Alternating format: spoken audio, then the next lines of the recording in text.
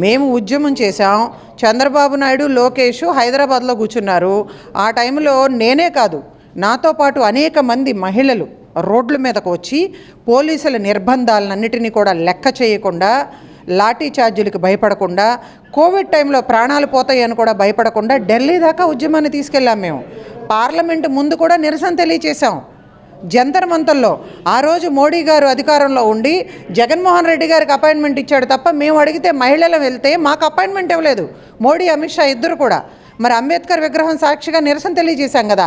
అంత పెద్ద స్థాయిలో ఈ ఉద్యమాన్ని తీసుకువెళితే మరో స్వాతంత్ర ఉద్యమంతో పోల్చినటువంటి అమరావతి మహోద్యమాన్ని నిన్న చాలా గొప్పగా చంద్రబాబు నాయుడు గారు పొగుడుతూ ఉన్నాడు. మహిళలు పెద్ద ఎత్తున ఉద్యమం చేశారని చెప్పి ఆ మహిళలకి మీరు ఇచ్చిన గౌరవం ఎక్కడా? మమ్మల్ని ఎందుకు ఆహ్వానించలేదు ఆ సభకి? ఒక ఈవెంట్లా జరుపుకున్నారు కదా. అదే ప్రాణాలకు లెక్క చేయకుండా పోరాటం చేయాలి అంటే, కేసులు పెట్టించుకోవాలి అంటే, జైళ్ళు పాలవ్వాలంటే మా అందరికీ పర్సనల్గా ఫోన్స్ చేస్తారా? మీ టీడీపీ కార్యాలయం మీద దాడి జరిగినప్పుడు కూడా అనిత గారు మాకు కాల్ చేసింది కదా. నాకు కూడా కాల్ చేసింది వచ్చి ఖండించమని.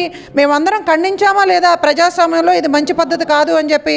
మరి అటువంటిది రేణుకా చౌదరి గారు 70 సంవత్సరాల వయసులో మా అందరి ఆహ్వానం మేరకు మీరు తండ్రి కొడుకులు ఇద్దరు కూడా హైదరాబాద్లో కూర్చుంటే, ఖమ్మం నుంచి, హైదరాబాద్ నుంచి వందలాది మందిని, తెలంగాణ వాళ్ళందరినీ కూడా వెంట పెట్టుకుని వచ్చి జగ్గైపేట నుంచి కూడా ర్యాలీగా వస్తుంటే పోలీసులందరూ కూడా మమ్మల్ని ఇబ్రహీంపట్నంలో బ్యారికేడ్లు పెట్టి రావటానికి వీల్లేదు అంటే మేమిద్దరం రోడ్డు మీదకి దిగి ఎవడాపుతో చూస్తాడు అని చెప్పి ఛాలెంజ్ చేసి అక్కడ భయపడిపోయి పోలీసులు బ్యారికేడ్లు తొలగిస్తే ఇక్కడికి వచ్చిన తర్వాత పాదయాత్రలో పాల్గొంటామంటే ఆవిడ ట్రాక్టర్ తోలటానికి వీల్లేదు అని చెప్పి పోలీసుల చేత అడ్డుకునే ప్రయత్నం చేశారు.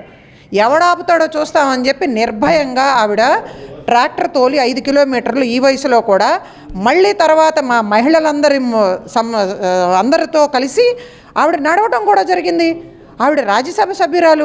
ఆ తర్వాత రైతులందరం కూడా ఢిల్లీ వెళ్తే అక్కడ ఉన్నటువంటి బీజేపీ పెద్దలను కానీ, అదేవిధంగా అక్కడ ఉన్నటువంటి ఎన్సీపీ నేత శరద్ పవార్ గారిని కానీ వాళ్ళందరినీ కలిసి రైతులకు అండగా నిలబడింది. ఆమెను కూడా ఆహ్వానించాలన్నటువంటి ఇంగిత జ్ఞానం లేదా మీకు?